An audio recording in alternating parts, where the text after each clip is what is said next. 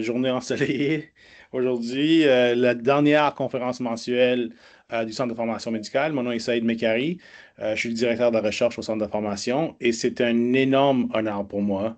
On a sauvé le meilleur pour la fin, de vous présenter le docteur Michel Landry. Donc, Michel nous a envoyé sa bio, puis je pense que c'est une bio qui est quand même bien chargée. Donc, je me dois de la lire au complet, puis vous allez voir pourquoi, parce que c'est quand même quelqu'un qui a accompli beaucoup. Donc, Dr. Landry est né à Memramcook et est un acteur clé dans le développement de la médecine de famille en région francophone. Diplômé de l'Université de Sherbrooke, il a complété sa résidence en médecine de famille en 1987. Il a occupé de 1998 à 2014 le poste de directeur du programme de formation en médecine de famille francophone du Nouveau-Brunswick, où il a implanté de nombreux stages dans toute la province. Depuis 2014, il maintient le poste de doyen associé pour l'Atlantique francophone de la Faculté de médecine et des sciences de la santé de l'Université de Sherbrooke, doyen associé à l'Université de Moncton et directeur du Centre de formation médicale du Nouveau-Brunswick, en plus d'agir comme directeur du programme de formation médicale francophone du Nouveau-Brunswick. Il a contribué à la mise en place d'un programme de formation en spécialité de psychiatrie à Moncton, ainsi qu'à l'augmentation du nombre d'admissions en médecine au Centre de formation médicale du Nouveau-Brunswick. Dr. Landry a exercé divers rôles de leadership, notamment comme directeur médical du programme de réadaptation cardiaque de Moncton, chef de département de médecine de famille au CHU du Mont et président de la section de médecine générale de la Société médicale du Nouveau-Brunswick. Clinicien engagé, il a œuvré pendant 18 ans en service d'urgence, développé des services en addiction dans la communauté autochtone, tout en encadrant des étudiants et des résidents. Dr. Landry est également impliqué dans la recherche avec un intérêt particulier pour la rétention des cliniciens et cliniciennes et l'impact de la formation médicale sur nos communautés. Donc, sans plus tarder, il me fait plaisir de vous présenter Dr. Landry qui va nous présenter aujourd'hui. Il va donner un petit survol de la recherche depuis son arrivée ici. Donc, Michel, je vous laisse partager votre écran, puis au Oui, plaisir de vous écouter. je partage, laisse-moi savoir si ça fonctionne bien, là. Oui, on Donc, voit tu bien votre écran. vois, si je mets en mode présentation, mode présentation, là, tu vois, Voilà, c'est correct. Moi, je ne vois pas parfait. personne, donc s'il y a quelque chose, tu me laisses savoir. Si tu as besoin Absolument. d'une pause publicitaire à un moment donné, tu me laisses savoir. Mhm. Sinon, parce que moi, je vois pas personne à l'extérieur. Tout ce que je vois, c'est mon écran. C'est bon. Donc, OK, parfait. Merci. Merci pour me permettre de vous donner l'occasion de partager un petit peu ce qui a été mes intérêts pendant bien des années avant que je prenne ma retraite très prochainement. Donc, moi, comme le titre, c'est la formation médicale francophone au Brunswick, historique et preuve de nos succès. Donc, le plan, finalement, ça va être l'historique en partant et après ça, je vais parler de différentes données et des preuves qu'on a de notre succès. Donc, si je vais, l'historique, moi, je commence l'histoire assez loin. Je commence d'abord en 1960, donc même avant que je sois né, là. Donc, la commission Hall. Pourquoi c'est important la commission Hall? La commission Hall, c'est la commission royale sur les soins de santé au Canada qui a été mise en place par Diefenbaker. C'est passé vraiment à explorer qu'est-ce qui était en système de santé, qu'est-ce qu'il pourrait faire comme amélioration. Il y a eu beaucoup de recommandations qui ont sorti en 64 de cette commission-là. Un d'entre eux, c'était les soins de santé universels. Donc, avant cette commission-là, la seule province qui avait des soins universels en santé, c'était le Saskatchewan. Et depuis cette recommandation en 64, en 66, on a les soins de santé universels partout au Canada, je pense, qui nous distingue comme pays, qui est une chose qui est très importante pour nous. Et ça suit vraiment de la commission rare. Si on va plus proche de nous autres, pour la formation médicale, la Commission Hall a recommandé d'avoir 4 nouvelles facultés de médecine au Canada pour répondre aux différentes communautés à travers le Canada. Donc, euh, les 3 d'entre elles ont été mises en place. Ils recommandaient une au Ouest qui a été mise en place à Calgary, une pour la région, le Québec, qui a été mise en place en Sherbrooke dans le milieu des années 1960, une pour la population de Terre-Neuve et Labrador qui a été mise en place à Memorial dans le milieu des années 60 aussi. Et la quatrième était recommandé pour le Nouveau-Brunswick et spécifiquement plus pour les communautés francophones minoritaires du Nouveau-Brunswick, mais et de toutes les maritimes, qui incluait aussi les francophones de la Gaspésie et l'île Madeleine, qui était vraiment un territoire qui était mal desservi en, en, en, en- en- en population, en médecins pour desservir cette population-là. Dans les années 60, la population francophone était 35 de la population du Nouveau-Brunswick. On avait à peu près 15 des médecins étaient francophones à ce moment-là. Donc, très faible pourcentage de médecins pour desservir la population. Donc, cette dernière faculté de médecine, comme vous savez, elle n'a jamais été mise en place. Donc, au lieu d'avoir la faculté de médecine pour Nouveau-Brunswick, d'après la commission Hall, ce qui a été fait, c'est la commission Flemington en 1970, qui a sorti la recommandation en 1967. Je vais arrêter mon partage d'écran juste pour une seconde. Là, ici, là, j'arrête là, juste pour montrer quelque chose. Ceci, c'est le rapport Flemington.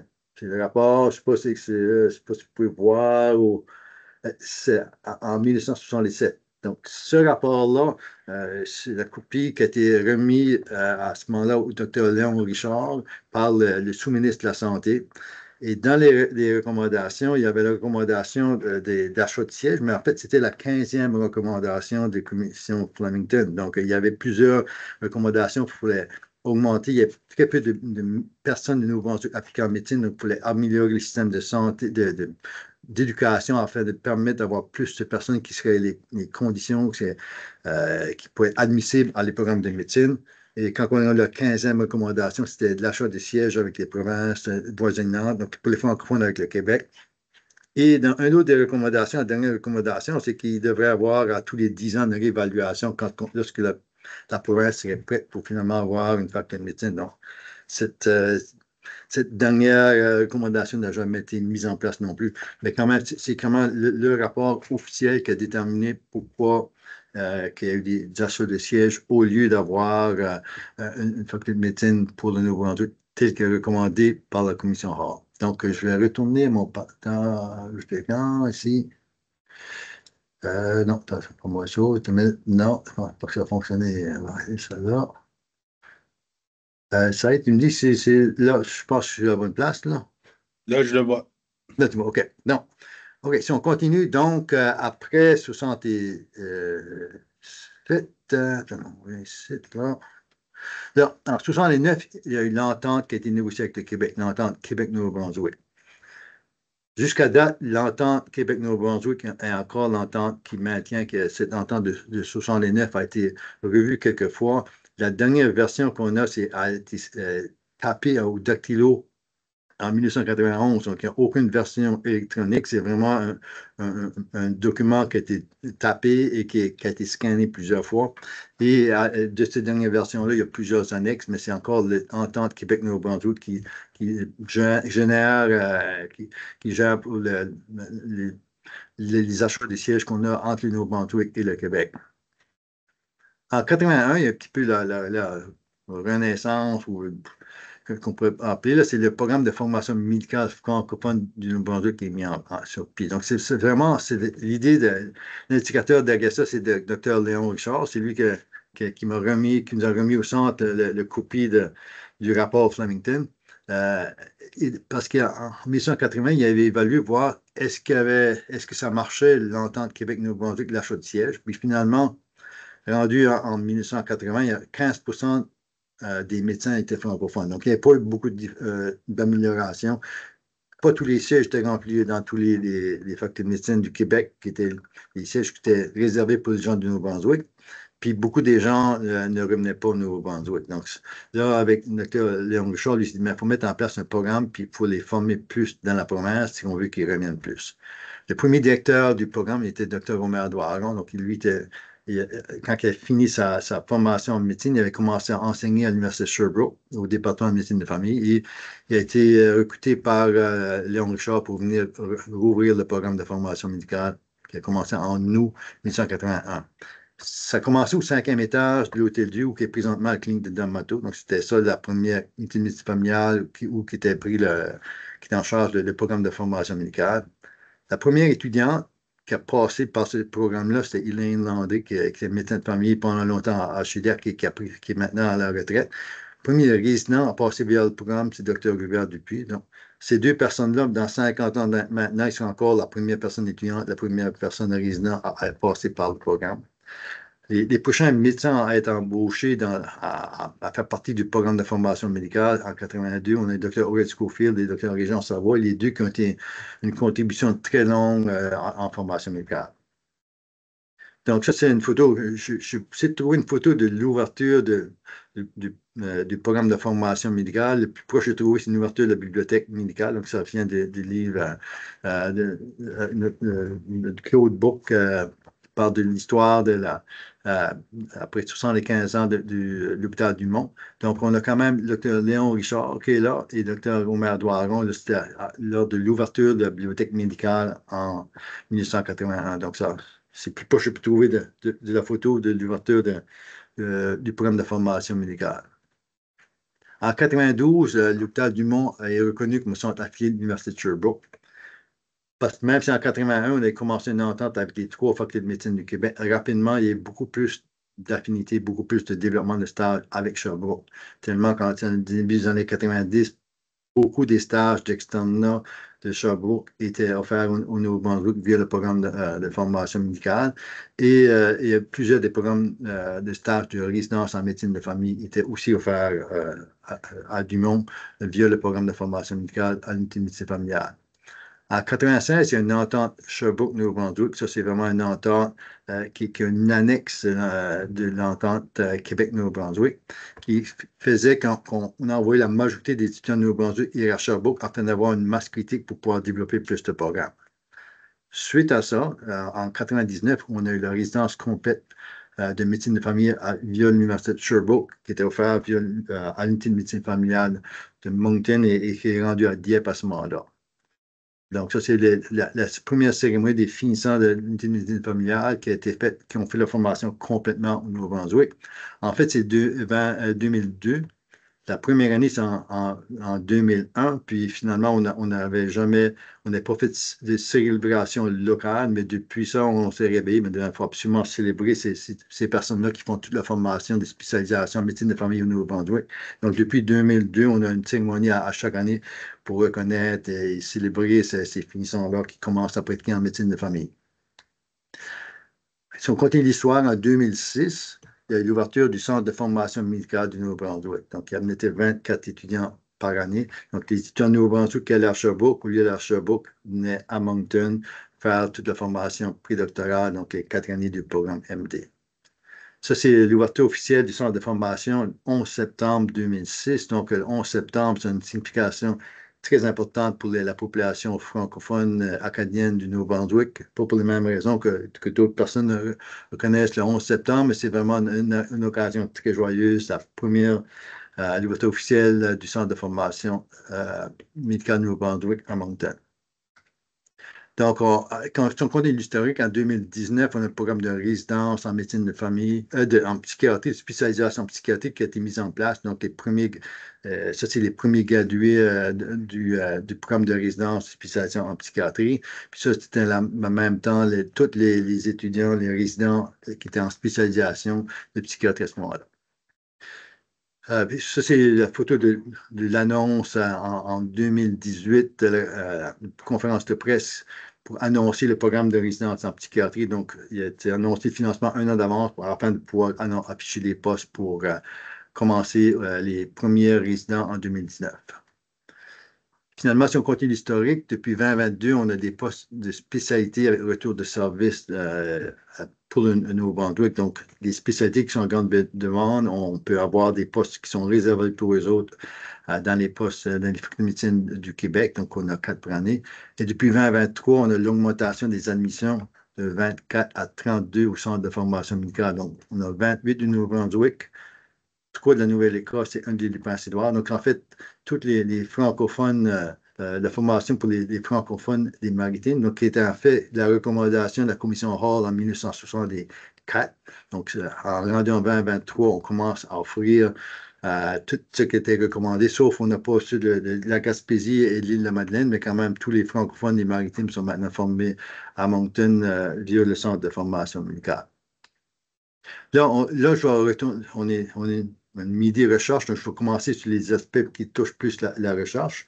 Donc, on a fait quelques publications et des projets de recherche avant l'ouverture du centre de formation et pendant. Donc, ceci, ça a été publié en 2011 dans Medical Education. C'était sur les données avant 2006 pour voir est-ce qu'il y avait un impact sur la formation, le lieu de formation et le retour de service, le retour pratiqué dans la province.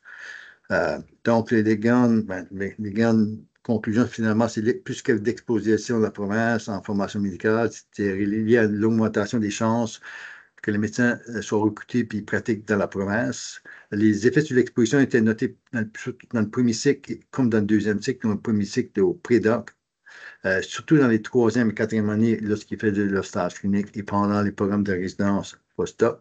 Si on regarde un tableau, il y a pas mal de données là, mais si on regarde le nombre de mois en pré-doc, donc par chaque mois de plus qui était dans la province, on a augmenté de 1,2 fois les chances d'avoir de retour dans la province. Donc, pour être 20 d'augmentation chaque fois, chaque mois de stage qui était plus fait dans la province. Ça, c'était pré-clinique. Et au niveau post-doc, le niveau de résidence, c'était le même 1,2.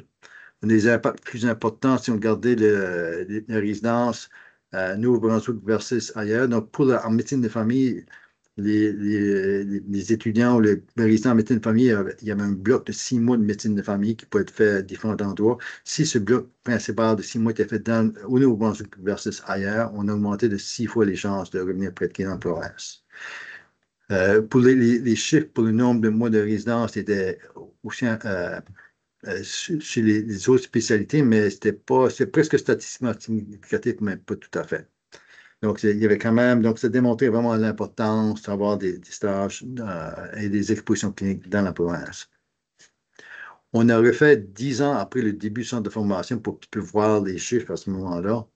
À ce moment-là, ça qu'on voyait, je peux me constater vraiment sur ce qui a été fait, les chiffres avant le centre de formation. On avait mesuré l'impact depuis l'ouverture du centre, mais on avait des chiffres, mais comme ceux qui étaient en spécialité, on avait seulement 15 personnes. En médecine de famille, on avait 50 ans. Donc, on continue de faire ce suivi de ces chiffres-là qui évaluent. Puis, on a plus de données, donc on a des chiffres qui sont plus fiables. Mais ce qu'on sait, c'est euh, depuis qu'il y avait longtemps, dans les années, fin des années 90, jusqu'à 2005, donc tous les étudiants du Nouveau-Brunswick qui allaient à Sherbrooke, faisaient toute la formation à Sherbrooke et pas Nouveau-Brunswick, donc le prix clinique.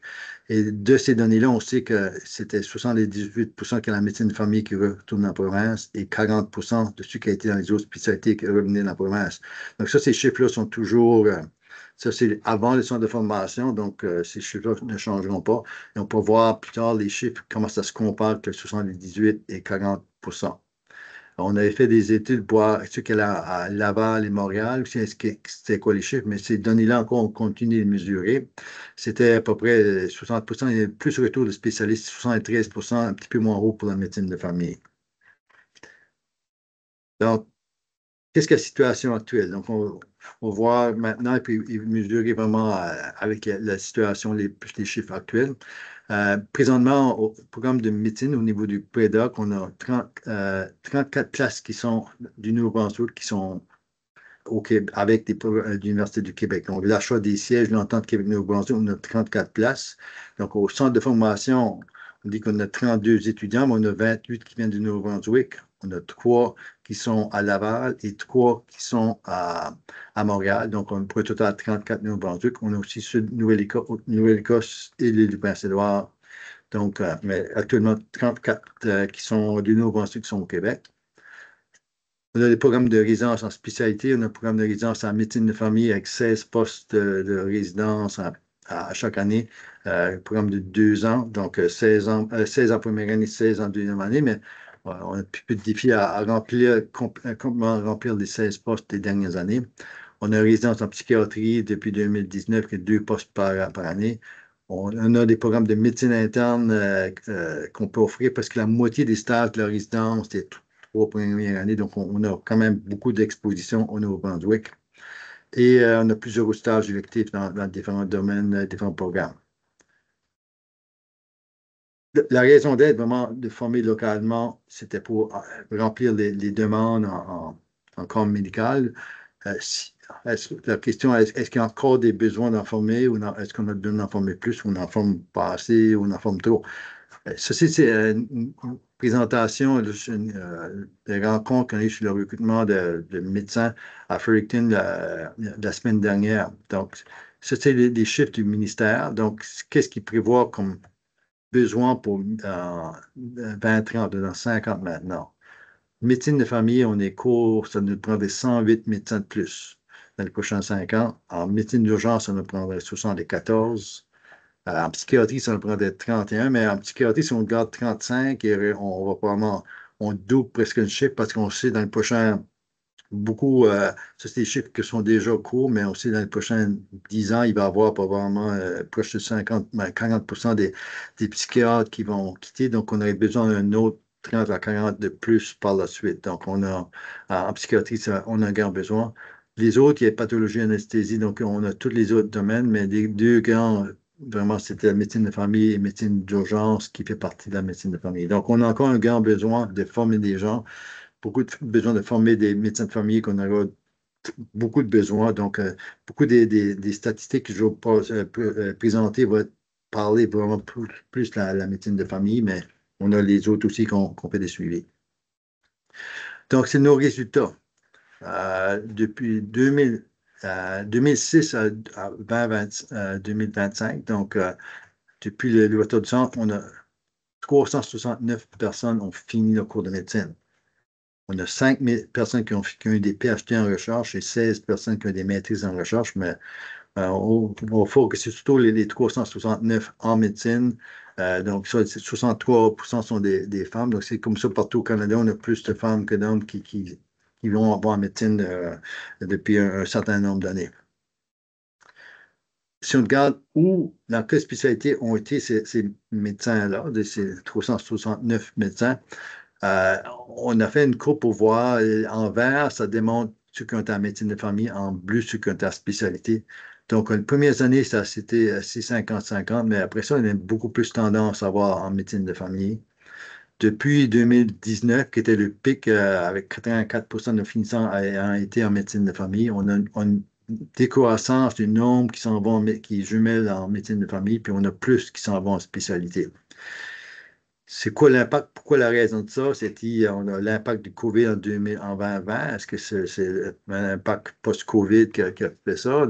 On a des postes qui sont négociables pour certaines spécialités qu'on a de Nouveau-Brunswick qui fait que c'est peut-être un peu plus facile de rentrer dans certaines spécialités qui étaient convoitées au Québec. Ça, c'est depuis 2022. Est-ce que c'est ça l'impact ou est-ce que c'est vraiment le modèle de pratique? Parce qu'il semble avoir il y avait une période de désintéressement en médecine de famille qu'on a vu au niveau national. Donc, est-ce que c'est ça qui explique ça? On n'est pas certain, là, mais on va suivre, voir c'est quoi la tendance, qu'est-ce qui va arriver. Tu regardes, ça, c'est tous les chiffres, là, en 2019, là, 21 qui étaient en médecine de famille, 4 en spécialité. Les dernières années, on est 10 en médecine de famille, 12 et 14 en spécialité. Donc, ça, c'est des chiffres où les gens s'en vont. Si on regarde depuis le début, c'était 59,3 depuis le début qui ont été en médecine de famille. Puis ça ces chiffres-là se comparent beaucoup avec les chiffres qu'on voit du niveau national dans les centres qui sont délocalisés.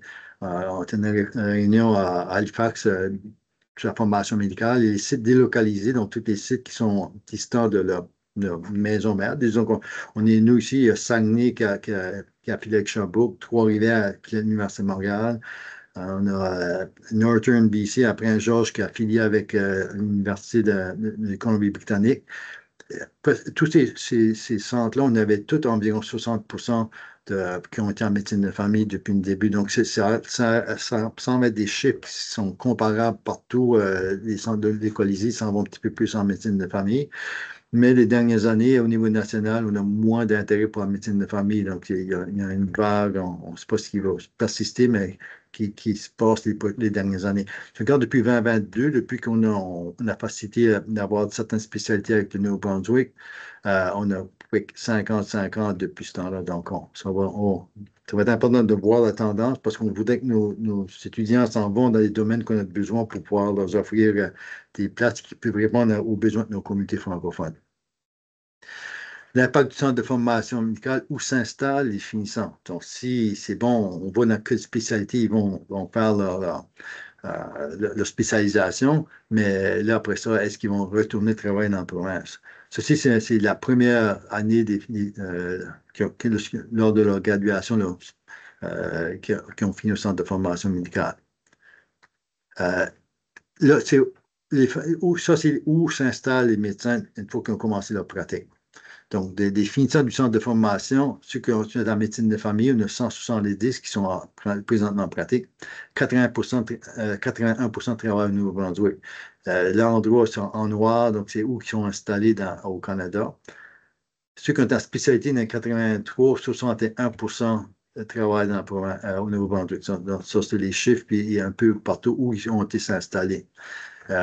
Si on compare avant le centre de formation médicale, lorsque les étudiants de Nouveau-Brunswick allaient tout à Sherbrooke, les impacts de Sherbrooke, c'était 40% en spécialité et 78% en médecine de famille. Ils sont un peu plus haut en médecine de famille, mais c'est beaucoup plus haut en spécialité. Donc c'est ça, c'est un petit peu juste jusqu'à date, mais on continue de suivre puis à voir puis comment on peut influencer ces résultats-là. Ça, c'est pour tout le monde ensemble. La médecine de famille plus spécialiste, il y avait 74% qui sont dans la province.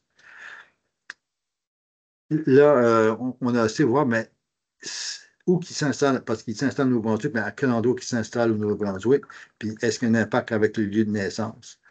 Donc, ici en noir, on voit où les gens, le lieu de naissance. Donc, si on prend les zones du nord de la province, c'était 50% vraiment qui venaient du nord de la province, avec les données qu'on avait puis, depuis le début. Et bon, si on prend le 1% de Miramichi qui peut être considéré au nord, dépendamment de comment on fait nos divisions, donc c'est 51 et 49%, ça c'est les noirs. Le rouge, c'est où les médecins sont installés leur pratique. Donc, si on regarde au nord de la province encore, on aurait 34%, 36% si on inclut la zone de Miramichi. On a 58 qui sont dans la zone 1, parce que la zone 1, c'est la zone avec plus de population, qui a une très grosse augmentation de population les dernières années.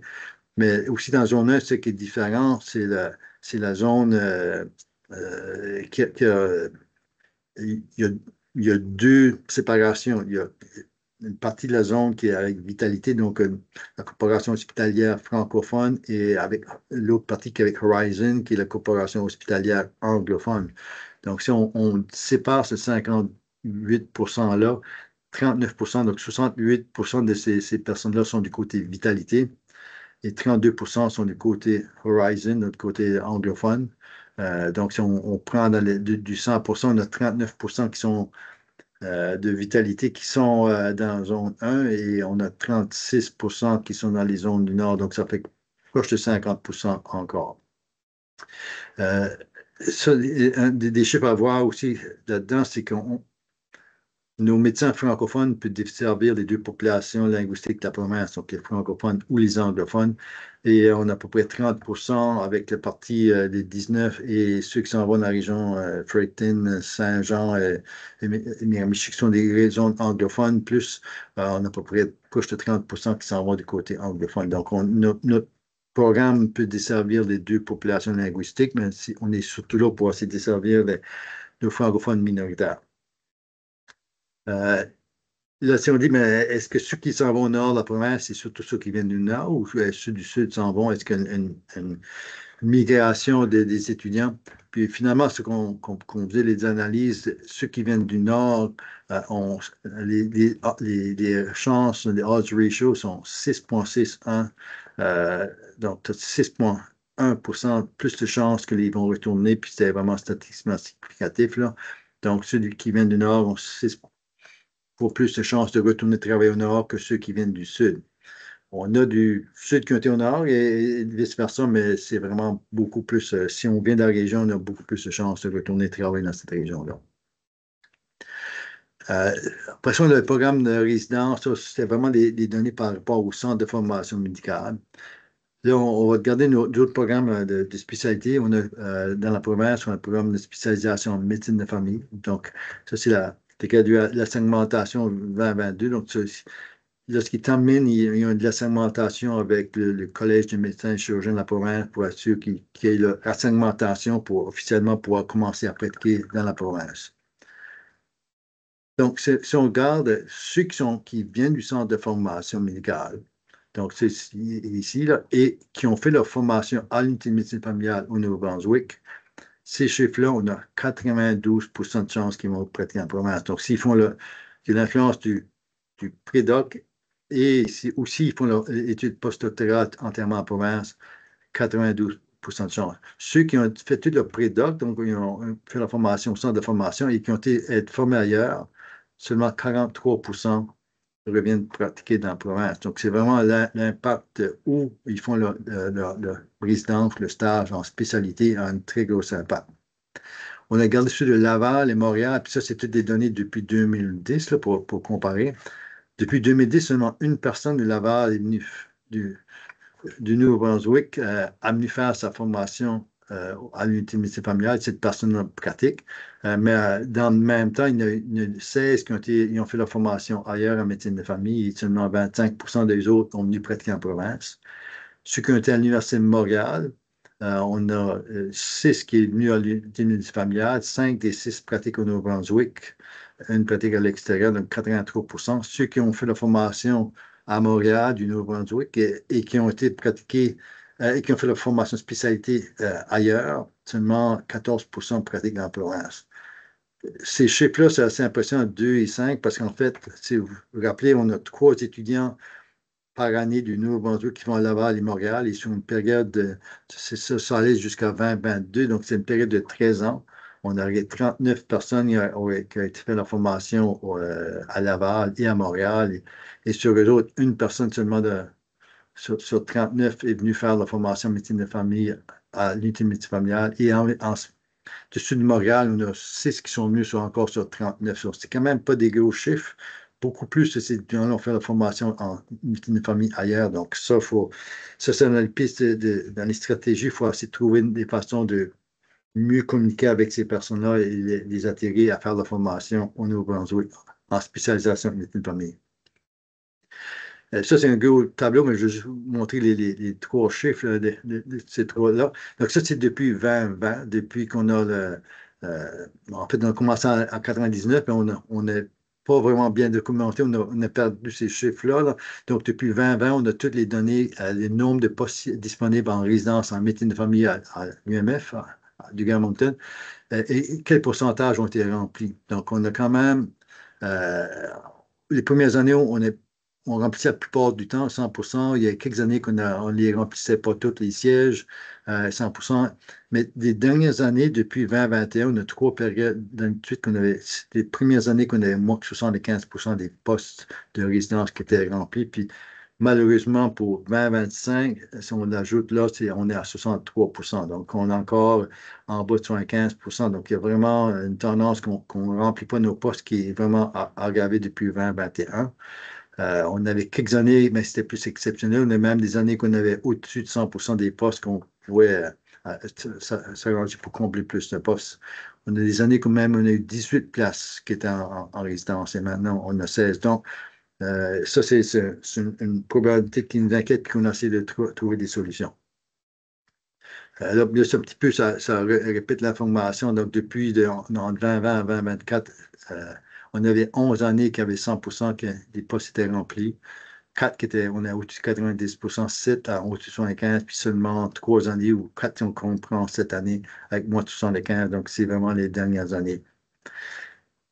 La majorité des sièges étaient comblés par des gens du Nouveau-Brunswick, donc 78%, mais on avait quand même 22% qui étaient comblés par des gens qui venaient de l'extérieur. On avait des places qui étaient remplies par des gens du Québec, même de l'Ontario ou d'ailleurs, qui pourraient, puis même Nouvelle-Écosse, qui pourraient remplir un certain nombre de postes. Mais on a moins vu ça les dernières années. Ça, c'est le nombre de places. Ça, c'est encore regardant ceux qui venaient de Laval ou Montréal, en regardant par université. Donc, la majorité des places sont comblées à l'Université de Sherbrooke. Au début, avant 2010, on avait un certain nombre qui venaient plus des autres universités, mais depuis 2010, c'est vraiment la majorité très peu viennent de Laval, mais quelques-uns qui viennent de Montréal, mais très peu, là. Puis, cette toute période-là, on a les nombres qui sont du Nouveau-Brunswick. Euh, OK. Ça, on regarde ceux qui venaient les pourcentages qui étaient des postes à l'unité de médecine familiale qui étaient remplis par des gens de Sherbrooke. Puis ça, c'était avant 2010, lorsque nos étudiants allaient au Québec, et depuis 2010. Donc, depuis 2010, depuis le centre de formation, c'est la très grande majorité qui viennent de Sherbrooke. Seulement 13 des autres d'ailleurs, tout dans les 14% avant. Donc, on avait plus de gens qui venaient des autres universités avant le centre de formation. Donc, on semble avoir concentré beaucoup sur les gens du centre de formation pour recruter en médecine de famille ou nos programmes de résidence et moi ailleurs. Ça montre plus la même tendance, c'est Sherbrooke, là, versus les autres universités, là. Donc, c'est vraiment les chiffres bleus, c'est Montréal, rouge et Laval, puis le gris, c'est les autres universités, là. Donc, depuis 2010, les postes de résidence la majorité des admissions sont à l'unité de médecine familiale proviennent du centre de formation, une diminution du nombre du Nouveau-Brunswick, de l'Université de Laval, de l'Université de Montréal qui sont venus depuis 2010. Donc, c'est comme je le mentionner. Moins d'étudiants de l'extérieur du Nouveau-Brunswick les dernières années. Depuis 2021, on a plus de défis à remplir, mais on a plus de misère à remplir les postes en spécialisation de médecine familiale à l'unité de médecine familiale, mais est-ce que c'est parce qu'ils plus font en spécialité? Est-ce qu'il y a moins d'intérêt pour la médecine de famille? Parce qu'il semble avoir une tendance nationale. Beaucoup de postes en médecine de famille partout au Canada ne sont pas remplis. Donc, ça semble être une tendance nationale plus que juste locale. Puis, on a très peu de personnes qui viennent de l'extérieur de Sherbrooke depuis les dernières années. Donc, ça a été concentré beaucoup plus avec nos étudiants du centre, là. Rétention dans les autres programmes, résidence en spécialité de psychiatrie. Donc, on a seulement 2 personnes qui ont complété. Donc, c'est difficile à voir des données, mais on est en train de bâtir une base de données, assez de voir qu'est-ce qui les impacte, où ils vont le pratiquer, mais ça va prendre plusieurs années avant de pouvoir accumuler ces données-là. Mais on sait que lorsqu'on met un programme de résidence en place, il y a du recrutement direct des étudiants, mais on a du recrutement indirect. On sait qu'on a déjà au moins 3 recrutements indirects, donc des personnes en psychiatrie qui sont des psychiatres qui sont venus spécifiquement à Moncton pour travailler dans le programme de formation médicale. Ils étaient prévus à aller travailler ailleurs, mais quand ils savaient qu'il y avait un programme de résidence, ils voulaient participer dans le programme de résidence. Donc, on a attiré des gens, un attrait indirect en ayant un programme de formation.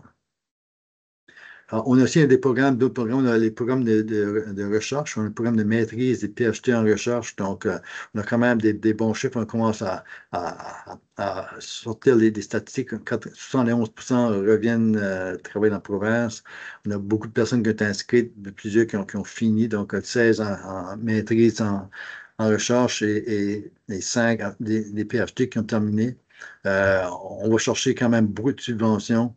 Et chaque dollar qui est investi, les chercheurs peuvent aller en chercher plus. Donc, c'est quelque chose qui est un investissement puis pour l'académisme de la région qui est excellent. Ça donne, au début, on voulait tout avoir des gens en recherche parce qu'on a besoin d'exposition de nos étudiants, mais il y a vraiment des retombées très intéressantes et très importantes de la recherche. Conclusion, piste de solution, ben, il n'y a aucun doute qu'il y a des avantages de former dans la province, tels que le docteur Léon Richard avait déterminé, avait décidé ou prévu en 1981 qu'il voulait mettre en place le programme de formation médicale francophone du Nouveau-Brunswick.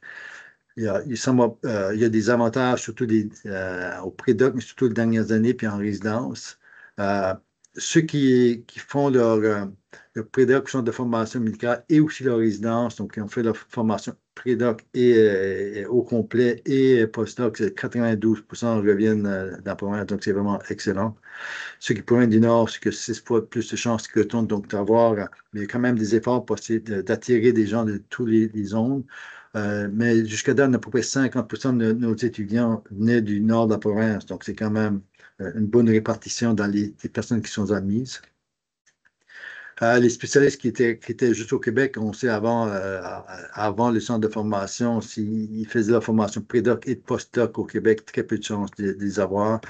On a encore des problèmes avec les programmes de spécialité. S'ils font le prédoc ici, mais qu'ils font 6 ans au Québec ou ailleurs, s'il se trouve quelqu'un, on a plus de chances de les perdre. Chaque mois de plus en province, on a pas 20% de chance. Donc, qu'est-ce qu'on va faire pour essayer de remplir les besoins pour les prochaines années? On sait qu'il y aura un grand besoin en médecine de famille, ben, dans d'autres spécialités aussi. Là. Former plus en province. Donc, on est déjà assez des plans d'augmenter peut-être à 40 assez rapidement et peut-être même jusqu'à 48 qui pourraient être formés au centre de formation. D'avoir plus de formation en spécialité en province, des programmes de médecine interne. On travaille sur essayer d'avoir un programme complet en médecine interne et les autres spécialités trouver des moyens pour créer des relations plus solides avec des étudiants en spécialité. Donc, lorsqu'ils partent au Québec ou ailleurs, il faut s'assurer d'avoir des liens, mais il y a beaucoup plus de travail qui est fait avec le gouvernement et le réseau de vitalité pour maintenir des liens avec ces personnes-là. Il faut qu'ils quittent le Québec pour qu'ils reviennent au Nouveau-Brunswick. Spécialité Nouveau-Brunswick par l'intermédiaire du CARM. Donc, on a quand même des ententes qu'on a fait, puis bâties avec le Québec pour certaines spécialités qu'on ne peut pas former au Nouveau-Brunswick, mais qui peuvent avoir des places au Québec et avec des contrats de retour de service. Donc, il faut qu'ils retournent travailler dans la province. On en a 4 présentement, on va essayer d'augmenter à 8. Dans les autres, d'autres stratégies, mais là, on pourra en discuter. Mais les programmes de formation, on est là surtout pour essayer de répondre aux besoins de nos communautés, mais on peut les former, mais en fait, les programmes de formation ne sont pas les employeurs, donc ce n'est pas nous autres qui vont mettre en place. Donc, pour avoir des conditions de travail, pour attirer et retenir des médecins. Donc, ces médecins, les populations des jeunes maintenant sont très mobiles, donc si les conditions sont beaucoup meilleures ailleurs, ça va être difficile de retenir dans la province. Puis là, ça, j'ai fini, je vais arrêter mon partage. Je ne sais pas si tout le monde est parti ou s'il reste encore du monde. Ben, Ah, tout le monde est encore là, Michel, encore. OK, Merci pour cette belle présentation. Il y a plusieurs questions. Donc, qu'est-ce qu'on va faire? C'est qu'on va ouvrir vos micros, puis vos caméras, puis vous pourrez poser la question. Donc, la première vient de Rémi. Donc, je vais permettre ton micro, Rémi, puis ta caméra. Et voilà. Bon, ben, merci, professeur Landry, pour la belle présentation. Retour sur l'historique, toujours intéressant. Je regardais ça, puis je me pose la question, puis je ne sais pas la réponse, mais moi, ça m'inquiète un peu que les places en médecine familiale diminuent de façon quand même assez drastique, là, de 82 à 42 depuis le début de la pandémie. Je sais que la pandémie a eu un gros impact là-dessus, là. Puis, parce qu'il y a une de tes slides que tu montres que la demande numéro un, c'est le nombre de médecins de famille. Puis là, on est en train d'augmenter les postes en retour de service, qu'on encourage le monde à aller en spécialité, alors qu'il faut former du monde de première ligne. So, je veux juste être sûr qu'on fasse la bonne chose. Puis oui, je comprends que ça nous prend toutes les spécialités, mais en même temps, ça nous prend du monde de première ligne. So, est-ce qu'on fait la bonne chose?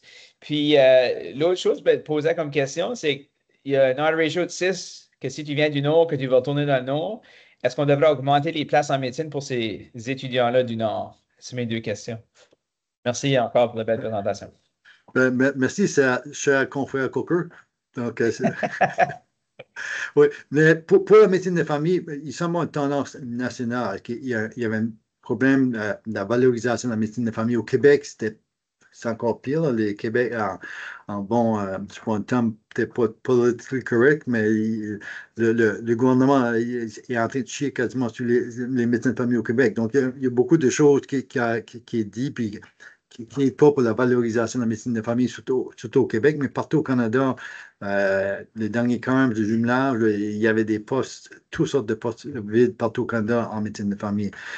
Je pense qu'il y a beaucoup de travail qui a été fait. Puis ça, la dernière slide, on n'est pas l'employeur. Donc, il faut que les conditions de travail soient améliorées. Donc, puis ça, il y a beaucoup de travail. Je pense que Vitalité a fait des travaux là-dessus. Le ministère, lors des activités de recrutement, c'était beaucoup comment on fait pour améliorer les conditions de travail pour que les gens veulent aller dans ce domaine-là. Donc, tu veux qu'ils ira là, tu veux qu'ils soient retenus, mais tu veux les attirer aussi. Donc, si les gens qui sont dans le milieu, tout ce que les étudiants vont entendre, ben, c'est terrible, mais ils ne vont pas être encouragés dans le domaine. Donc, je pense qu'il y a beaucoup de choses qui soient faites pour essayer de valoriser la médecine de famille et que ça soit plus attrayant. de la collaboration interprofessionnelle. Je pense que beaucoup les étudiants veulent ça. Est-ce qu'on fait une mauvaise chose en favorisant les spécialités? Il y a certaines spécialités que c'est très utile à voir. Puis on a, je n'ai pas parlé de projet de loi 83, là, mais au Québec, ils sont en train de mettre des conditions que ça va être très difficile pour les gens de quitter le Québec pour venir au Nouveau-Brunswick. Donc, il faut essayer d'en profiter, je pense, pour avoir certains spécialistes maintenant, parce que dans quelques années, probablement, que ils ne nous permettront plus d'avoir des conditions comme ça pour des retours de service. Donc, c'est un petit peu prendre avantage parce qu'on sait quand ils sont là, ils seront là pour une trentaine, 40 ans. Donc, c'est pour ça, je pense, la raison qu'on a essayé d'augmenter les retours de service en sachant que les lois au Québec vont faire que ça va être plus difficile par la suite. Mais je pense que pour la médecine de famille, il faut améliorer les conditions de travail. Ça semble aller dans la bonne direction. Les gens en médecine de famille semblent plus de bonne humeur avec les nouvelles modèles de travail, puis avec les conditions. Donc, si ça, c'est fait, mais ça va se refléter. Les étudiants sont exposés avec les médecins, puis ils vont voir que c'est intéressant comme pratique et plus, ça va plus facilement encourager les gens dans ce domaine-là. Il y avait une deuxième question. Le Sud du Nord.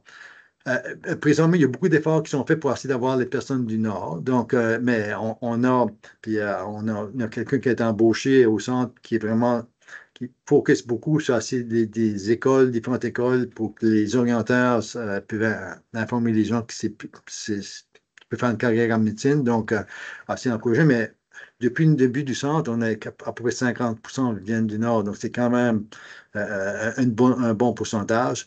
Est-ce qu'il faudrait avoir un trajet particulier pour ça? C'est quelque chose, il faudra se poser la question si jamais que la tendance diminue puis qu'on a moins d'étudiants du Nord. On a une réalité démographique qui fait en sorte qu'il y a il y a beaucoup moins de jeunes francophones au nord de la province qu'il y en a au sud. Puis quand tu prends le nombre d'étudiants qui finissent de high school, donc c'est rendu, je pense, à comme 53-54% viennent de la région du Grand Moncton. Donc, c'est sûr, si tu n'as pas d'étudiants qui finissent au high school, qui peuvent se diriger dans des études médicales dans certaines régions, c'est plus difficile d'avoir des gens de ces régions-là qui vont rentrer en médecine. Je ne sais pas si j'ai répondu à ta question. Oui, merci, merci. C'était des questions rhétoriques, là. C'était juste pour emmener une réflexion. Merci. OK, bienvenue. Merci, Rémi. Micheline.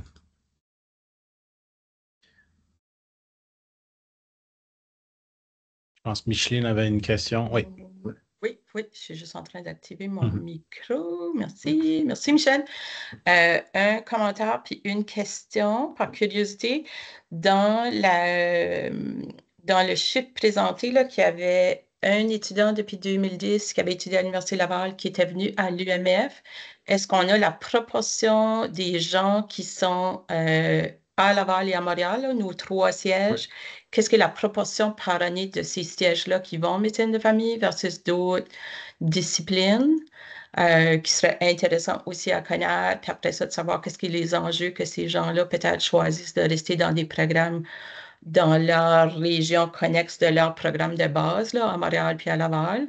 Ça fait que ça, c'était ma première question. Puis après ça, mon commentaire, ça sera peut-être qu'il sera intéressant de voir là aussi, comme Rémi mentionnait, les nouvelles avancées avec les nouveaux programmes qui ont un track admission médecine de famille à l'admission, où il n'y a pas de passage à CARMS, puis ces gens-là sont déjà dédiés le jour 1 pour devenir des médecins de famille en région ou avec une base de généralistes, puis pas de médecine de famille ciblée là, dans un contexte comme on voit de plus en plus aussi que le parcours des gens de médecine de famille qui ne veulent pas nécessairement faire du bureau, mais avoir un genre de sous-spécialité. Ça fait que je ne sais pas si vous aviez des commentaires. Premier, là, j'ai regardé dans les données que j'ai partagées, voilà, mais il y avait quand même, je pense, à Laval, depuis 2010, je pense qu'il y a 15 qui étaient en médecine de famille, puis il y en avait 16 plus 6, ça avait 22, ou autour de 20. Mais 15 à Laval, puis dans ces années-là, il y aurait 39 personnes qui ont été inscrites en médecine de Laval et 39 de Montréal. Est-ce qu'ils ont tous complété? Je ne suis pas sûr. Il y en a qui ont été. La section, je ne le sais pas, là, mais mais il y en avait 15 en toute qui avaient été de Laval qui étaient en médecine de famille, puis autour de 20 de Montréal. Donc, c'est quand même, il y avait quand même un pourcentage qui était assez raisonnable. Sur 39, de Montréal, c'était plus que 20% ont été en médecine de famille. À Laval, un petit peu moins, mais on sait, je ne sais pas si ils ont tous terminé, qui ont eu des attractions, on n'a pas les chiffres exacts, là, mais c'est quand même, il y avait quand même du monde qui avait été en médecine de famille là, de Laval et Montréal, mais ils ne sont pas venus les mettre. On ne sait pas. Mais à un moment donné, on avait très peu de contacts et on sait que l'Italité maintenant, Shane Aubé, le directeur, Dr. Aubé, qui est le directeur du programme de formation médicale en médecine de famille, va faire, fait partie de la tournée. Il va visiter les gens qui sont à Laval et Montréal. Ça a juste commencé depuis les dernières peut-être quelques années. Donc, ça pourrait avoir un impact aussi, on espère. Là, mais il faut essayer d'avoir un contact avec ces gens-là plus régulier pour ne pas les perdre de vue. Parce que c'est quand même des personnes c'est quand même 6 par année qui sont admis du Nouveau-Brunswick au Québec. Donc, quand aller chercher une différente expérience, c'est bon, mais on aimerait qu'il y ait des contacts au Nouveau-Brunswick. Pour les tracks médecine de famille, c'est vraiment nouveau, ces programmes-là. Moi j'ai eu la chance de les voir un petit peu parce que je suis sur le CACIMS national qui évalue toutes les accréditations, puis beaucoup de questions parce que quand même, à la fin du programme de médecine, tous les étudiants doivent avoir les mêmes expositions, les mêmes objectifs. Donc, même si on dit que c'est un track médecine de famille, si quelqu'un voit que ce n'est pas la médecine de famille, c'est pas pour tout le monde, là. À la fin, il devrait avoir la possibilité d'appliquer dans d'autres domaines aussi, là. Donc, mais on ne sait pas. C'est juste commencé ces programmes-là récemment. Donc, on ne sait pas encore qu'est-ce que les résultats vont donner, mais ça va être intéressant de suivre effectivement pour voir qu'est-ce qui se passe avec ça. Oui, avec Queens là, qui est à l'avant-plan de ce programme-là. Là, ça fait que... Queens, puis c'est le même, Cap-Breton, c'est le Oui, même plan, puis UPI, ils veulent un petit peu la oui. même chose aussi, là. Ça va être Queens intéressant. commence leur troisième année. Là, ça fait que... Ouais. OK, Ouais. ben merci. Ouais. Ben, merci. Ouais. Merci, Michel. Beaucoup de popularité. On a une Oh, question de Nadia. oui. Nadia Veilleux. C'est bon, Allô, Dr. Landry, ça va d'anciennes bien? résidentes, excellent, c'est beau. Oui, moi, je suis une de celles du Québec que le Nouveau-Brunswick a recruté là, Oui. en 2011, là, quand c'était à 100%. Là. Ouais. Je me rappelle, Dr. Landry m'a fait une mini-entrevue on the side, puis là, j'étais comme, ils me choisiront jamais, je viens pas du Nouveau-Brunswick. Je vais dire que mon conjoint vient de là, puis que je veux rester là pour essayer d'aider ma cause. Ouais. En fait, moi, ma question, elle est plus d'un ordre... peut-être qu'on ne peut pas la répondre aujourd'hui, mais quand je regarde la quantité de gens qui nous manquent puis qu'on doit combler, je pense que certainement, on voit les preuves, dans le fond, d'augmenter la formation des gens locaux.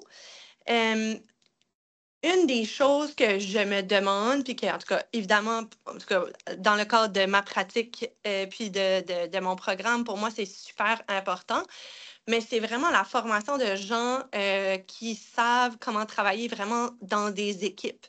Puis je pense que d'intégrer ça dans la formation, puis d'avoir l'interdisciplinarité dès le début de la formation, mais aussi dans notre éducation, je pense que ça, il faut que ça fasse partie de nos solutions parce que je pense que si on continue de pratiquer comme qu'on a toujours pratiqué ou d'avoir le même ratio, on n'y arrivera pas. Il faut changer notre système parce que sinon, on n'y arrivera pas, je pense. Fait que dans cette optique-là, je me demandais à quel point, comme par exemple, je sais que Dal a commencé un nouveau programme pour ce qui dépend de la faculté de médecine, là, de Physician Assistant. Puis je sais que ça, c'est quelque chose qui est moins populaire au Québec. Fait, je me demande à quel point ça nous limite au Nouveau-Brunswick si on voulait, bien, particulièrement en raison de notre affiliation avec l'Université de Sherbrooke. Est-ce que ça nous limite si c'était un programme qu'on voulait développer de façon néo-brunswickoise? Parce que pour tout de suite, on est comme dépendant du programme de DAL puis des gradués de DAL. Fait que la Nouvelle-Écosse va certainement vouloir favoriser de prendre ces gens-là tout de suite. Fait que ça, c'est ma première question, c'est par rapport aux Physician Assistants que je pense sont en croissance à travers le Canada, surtout avec ce qui se passe aux États-Unis. Puis ma deuxième question, c'est justement s'il y a un avenir dans lequel justement nos facultés de médecine sont pas comme séparées de nos facultés de nursing puis nos facultés d'ergo, puis qu'il y aurait une façon, dans le fond, que tous ces gens-là font des stages ensemble, grandissent ensemble, sont dans des UMF ensemble, qu'on pourrait créer des systèmes vers... en tout cas, mais la collaboration interprofessionnelle, ça fait partie des objectifs de tous les programmes maintenant. Ça fait partie du programme au centre depuis un certain nombre de temps. Sherbrooke, c'est la faculté de médecine des sciences, faculté de médecine et des sciences de la santé. Mais il y a probablement moins de collaboration, eux autres, qu'on a nous autres ici avec les étudiants de nursing de l'Université de Moncton, même si on est deux différentes universités. Ça, c'est même pas le même campus. C'est même pas le même campus. Mais eux autres, à Sherbrooke, c'est tout le même campus, mais ils n'ont pas c'est très peu de collaboration. Mais les activités de collaboration sont faites surtout en simulation dans les premières années. Mais après ça, il faut trouver des milieux cliniques, justement, qui est la collaboration interprofessionnelle. Tu peux bien dire aux gens, on veut que vous travaillez en collaboration interprofessionnelle, on apprend ça en simulation, puis après ça, tous les stages cliniques, c'est en silo, ça ne marchera pas.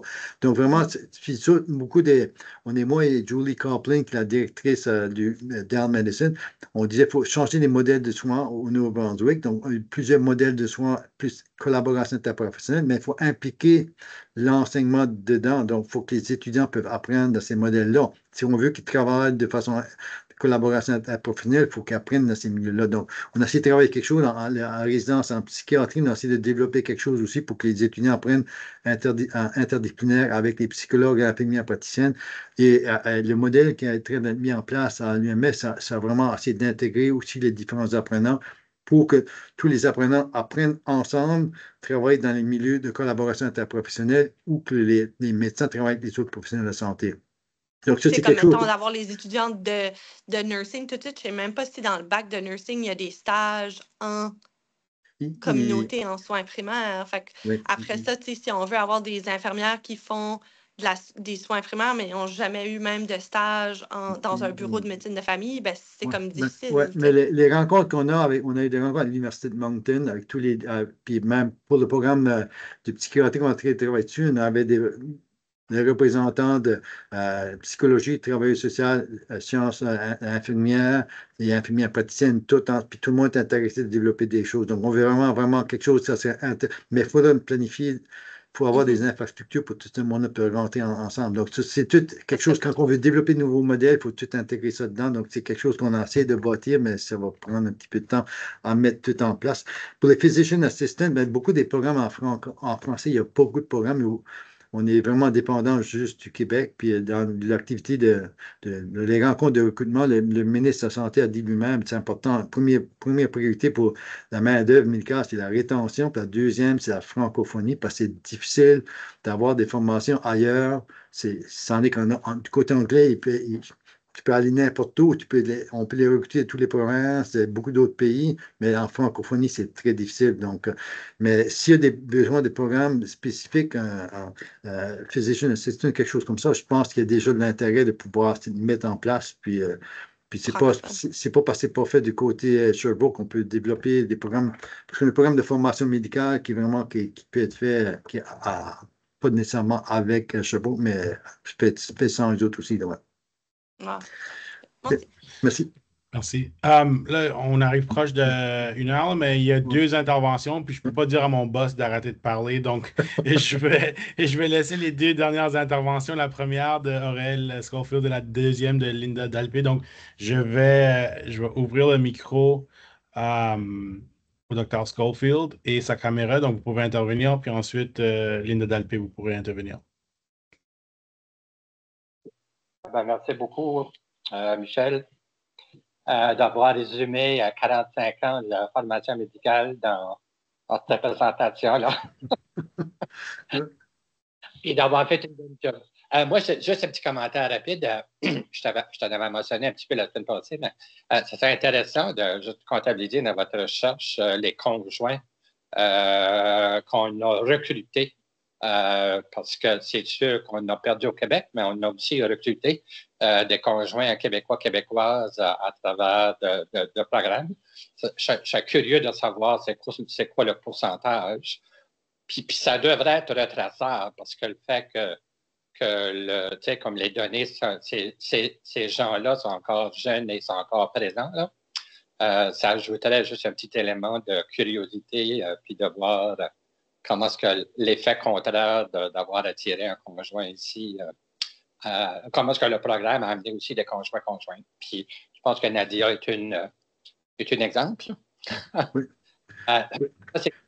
Cet élément-là. L'autre élément, c'est clair que les besoins en médecine de famille, c'est vraiment curieux quand tu regardes la courbe là, de sélection, comment est-ce que ça a changé drastiquement. OK?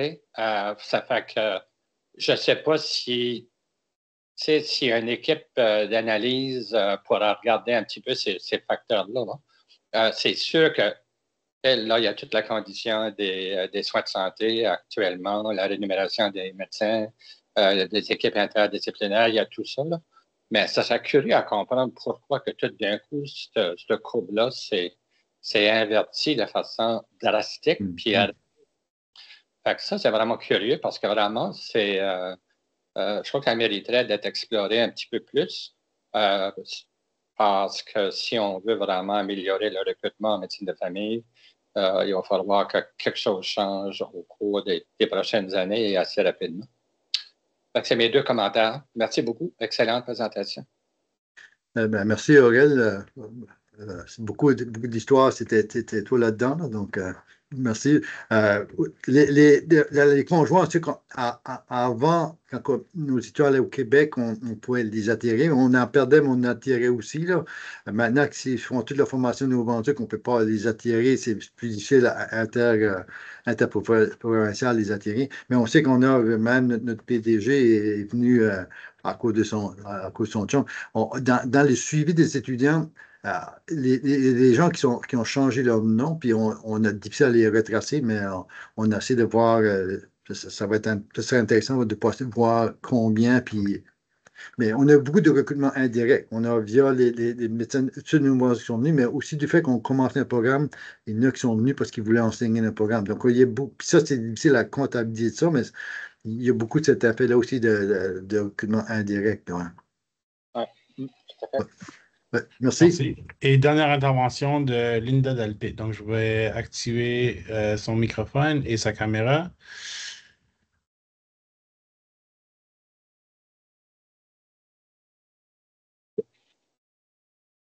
Bonjour, vous m'entendez? Oui. Oui, Bonjour, Dr. Landry.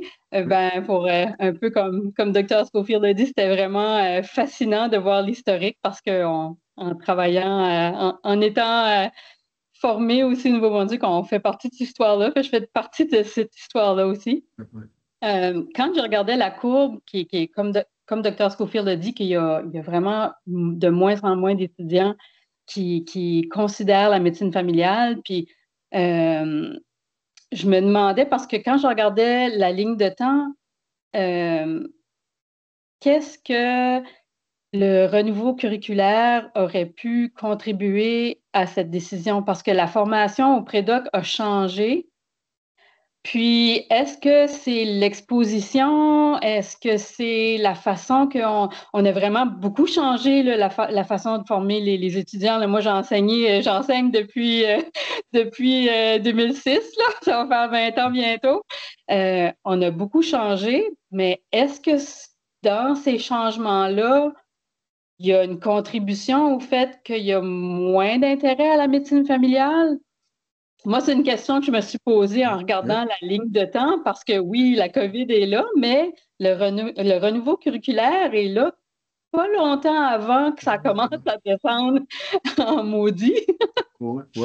Ouais, 2017, le nouveau, donc en 2000. Parce que Fait que là, 2020, ouais. t'as tout le prédoc, puis là, tu as 4 ans après. Fait que moi, c'est la première question qui m'est venue.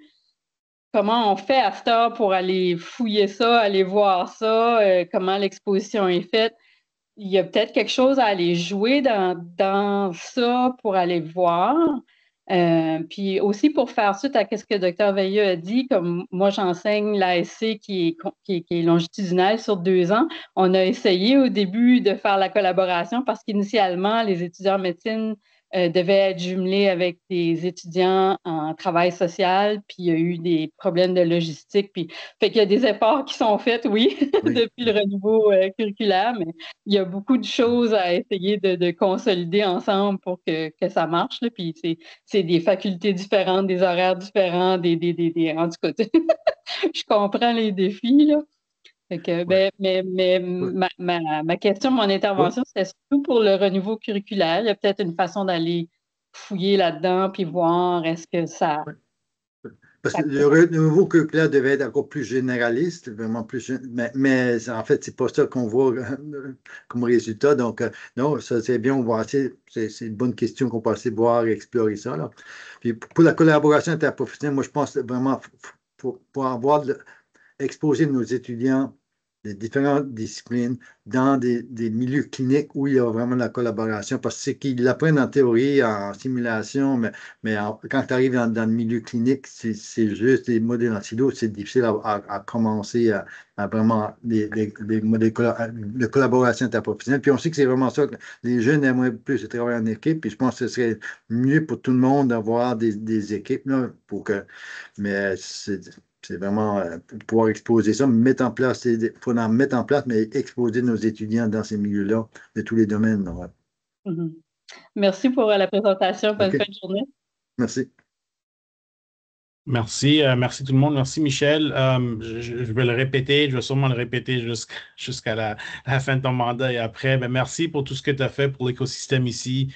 Merci pour les nombreux. On l'a vu aujourd'hui dans la présentation. Je sais que c'est pas juste toi, je sais qu'il y a une équipe complète derrière, mais merci de former ces gens-là, de créer des changements dans nos communautés. Je vais arrêter là parce que sinon, je n'arrêterai pas. Là. Donc, je vais juste prendre le temps de te remercier, prendre le temps de te dire merci pour la présentation aujourd'hui et vraiment d'avoir pris le temps de nous montrer tout ça. Merci à toute l'équipe qui a travaillé avec toi. Je sais que ton mandat finit bientôt, mais encore une fois, c'est très inspirant de voir ce qui a été créé puis que tu laisses le centre de formation médicale où il est aujourd'hui, au niveau qu'il est aujourd'hui. Donc, merci encore pour ça. Ouais. Mon mandat finit, mais moi, je trouvais que c'est important de partager un petit peu l'histoire, parce que souvent, comme les communautés autochtones, c'est via les histoires qu'on maintient notre historique pour ne pas l'oublier. Mais je ne suis pas inquiet pour l'équipe qui est là en place. Puis on a une grosse équipe, beaucoup de monde qui sont très impliqués. Puis moi, quand je vais être parti, ça va continuer à rouler. Ça ne va pas faire de différence. Mais moi, je voulais au moins surtout partager l'histoire parce que les personnes plus âgées, on n'a plus cette mémoire-là, pour que les jeunes puissent continuer à répéter l'histoire pour qu'elle se perpétue. Là. Merci pour avoir l'occasion de pouvoir partager ça proche de la fin de mon mandat. Ça fait un plaisir. Puis un gros merci à tout le monde qui était ici aujourd'hui dans cette belle journée ensoleillée. C'est la dernière présentation mensuelle de l'année du Centre de formation médicale.